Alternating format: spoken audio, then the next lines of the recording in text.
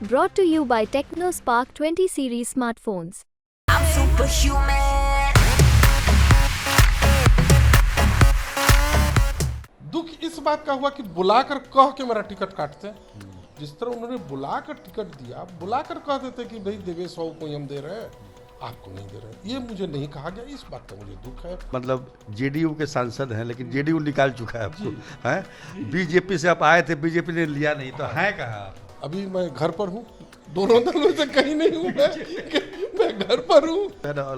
इधर उधर होने से हुआ है। कह सकते हैं कि मेरा इस दल और उस दल के कारण ये हुआ।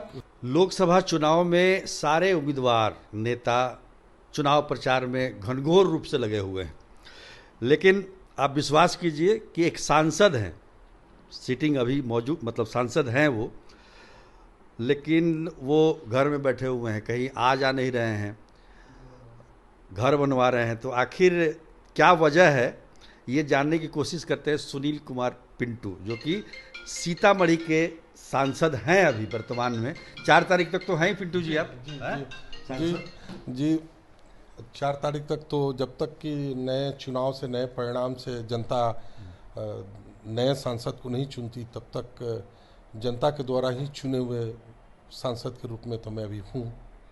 तो क्या मतलब आपको देख रहे हैं कि घर में बैठे हैं, भरी दोपहरिया लोग जो है धूल फाँक रहा है पूरा उम्मीदवार नेता? ऐसा है कि मैं तो बीजेपी का था, मुझे बीजेपी से गौरव माननीय नीतीश कुमार जी ने लेकर 2019 में लड़ाया था यहाँ से, और सीतामढ़ी की जनता ने और माँ जानकी के आशीर्वाद से 2.5 लाख मतों से ये सीट जनता ने अपने नाम पर किया था। परंतु इस दफ़ा माननीय मुख्यमंत्री जी ने, जो राष्ट्रीय अध्यक्ष भी जनता दल यूनाइटेड के, उन्होंने यहाँ से उम्मीदवार मेरे बड़े भाई आदरणीय देवेश चंद्र ठाकुर जी को बनाया। मेरे उनसे बहुत व्यक्तिगत घरेलू संबंध है और विधान परिषद के सभापति हैं सम्माननीय, उनको यहाँ से उम्मीदवार बनाया। और उनका जो ये निर्णय हुआ, आपको इसका दुख हुआ? नहीं, दुख क्या है भाई, उन्होंने बुलाकर मुझे टिकट दिया, और उन्होंने दुख इस बात का हुआ कि बुलाकर कह के मेरा टिकट काटते। जिस तरह उन्होंने बुलाकर टिकट दिया, बुलाकर कह देते कि भाई देवेश बाबू को हम दे रहे हैं, आपको नहीं दे रहे। ये मुझे नहीं कहा गया, इस बात का मुझे दुख है। फिर मुझे बीजेपी से मैं था तो मुझे बीजेपी शिवहर भेज दी, फिर तो शिवहर की भी सीट उन्होंने ले लिया, जो कि उनके पहले से गठबंधन में नहीं था। तो इस बात का तो मुझे दुख हुआ कि न जाने क्यों मुझे बुलाकर ना माननीय मुख्यमंत्री जी ने न कहा और न ही बीजेपी ने। पहले ये बता दीजिए कि आप किस पार्टी में हैं? आप मतलब जेडीयू के सांसद हैं, लेकिन जेडीयू निकाल चुका है आपको, हैं? बीजेपी से आप आए थे, बीजेपी ने लिया नहीं, तो हैं कहाँ आप? अभी मैं घर पर हूँ, दोनों दलों से कहीं नहीं हूँ मैं घर पर हूँ। और आपको, आपने ही कहा और आपने देखा भी है कि मैंने घर बनवाया है। अभी घर में बहुत सारे काम बड़े बचे थे, और शायद मेरे दोनों दल के नेताओं का इच्छा था कि मैं यह अधूरा काम पूरा करूं, इसलिए बीजेपी ने अभी तक मेरी ज्वाइनिंग वापस नहीं कराई। और जेडीयू से तो माननीय ललन बाबू ही मुझे दल से बाहर निकाल दिया। उनका था कि मैंने नवंबर में माननीय प्रधानमंत्री की तारीफ की थी, तो उन्होंने कहा था कि आप दल के विरोध में। आपकी पार्टी महागठबंधन की थी? जी, महागठबंधन में थी। और मैंने कहा था कि आज हिंदुस्तान का नाम, इंडिया का नाम विदेशों में लोग इतने सम्मान से इसलिए ले रहे हैं कि माननीय नरेंद्र मोदी प्रधानमंत्री जी के द्वारा जो विदेश नीति है, जिसके कारण सारी दुनिया आज इंडिया के सामने नमस्तक है। तो उन्होंने कहा प्रधानमंत्री की तारीफ कर रहे हैं, जबकि एक सच्चाई थी। वो अलग बात है कि मेरे तारीफ के 2 महीने के बाद माननीय ललन बाबू भी तारीफ करने लगे, वो भी तारीफ करने लगे। तो ये कहकर उन्होंने मुझे पार्टी से, सारा गड़बड़ जो है ना इधर उधर होने से हुआ है।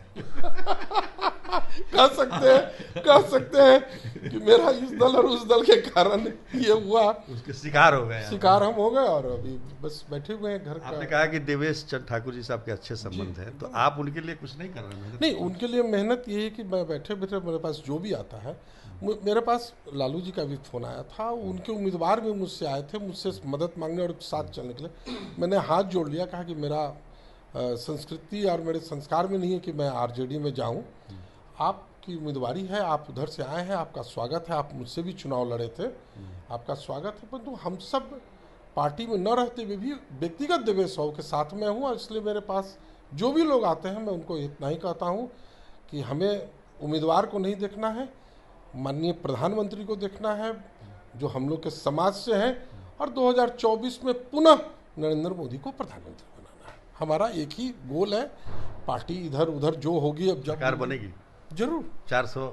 देखिए 400 का आंकड़ा तो मैं नहीं कर सकता हूं, परंतु पूर्ण रूपेण से बहुमत के साथ माननीय प्रधानमंत्री नरेंद्र मोदी जी तीसरी बार बने। आप निर्विकार भाव में बैठे हुए हैं पूरा, और काफी दिनों से राजनीति में है। आप विधायक भी रहे सीतामढ़ी से, मंत्री भी रहे बिहार सरकार में जी। 40 में 40 सीट आ रहा है बिहार में। देखिए ये कहना थोड़ा कह सकते हैं, परंतु जो जनता की मूड है और विपक्ष सामने में बहुत कमजोर है, और विपक्ष ने के पास कोई ऐसे मुद्दे नहीं है जो कह सके जो आज के तारीख में माननीय मुख्यमंत्री या माननीय प्रधानमंत्री के डबल इंजन की सरकार को चैलेंज दे सके। इसलिए बिहार में तो 40 की 40 आएगी। सीतामढ़ी में क्या होगा? सीतामढ़ी में पहले से भी एनडीए जीता है और एनडीए जीतेगा। चलिए, तो सुनील कुमार पिंटू जी से बातचीत कर रहे थे हम, और काफ़ी दिलचस्प, मतलब इनके लिए एक, हम मुझे लगता है राजनीतिक रूप से एक दिलचस्प मोड़ है ये। अभी जेडीयू में ये है नहीं, जेडीयू के सांसद हैं, बीजेपी में अभी गए नहीं हैं। हो सकता है कि चुनाव बाद बीजेपी जाइएगा। हाँ, देखते हैं चुनाव के बाद क्योंकि अगर जाना रहता था आरजेडी से तो लालू जी खुद फोन किए थे, इसलिए सवाल ही नहीं, वहाँ जा ही नहीं सकते हैं। तो ऑप्शन एक बीजेपी है, जहाँ के ओरिजिनल है, और कोई हम इस्तीफा देकर तो नहीं, हमको तो भेजा गया था कि भाई जेडीयू में वहाँ जो प्लेयर कम हो रहा है, बोरो प्लेयर बन के मैं बैटिंग करने गया था और रन आउट कर दी। हिट विकेट, क्या कहिएगा, रन आउट की हिट विकेट नहीं। अभी तो सीधे कहा गया कि बैठिए पवेलियन में, इंतजार कीजिए कि अगले मैच में आपको देखा जाएगा। अभी पवेलियन में बैठे हुए हैं सुनील कुमार पिंटू जी। हमसे बातचीत करने के लिए बहुत बहुत धन्यवाद। आपका भी बहुत बहुत धन्यवाद। आपके सभी दर्शकों को मेरे तरफ से बहुत बहुत शुभकामनाएं और नमस्कार।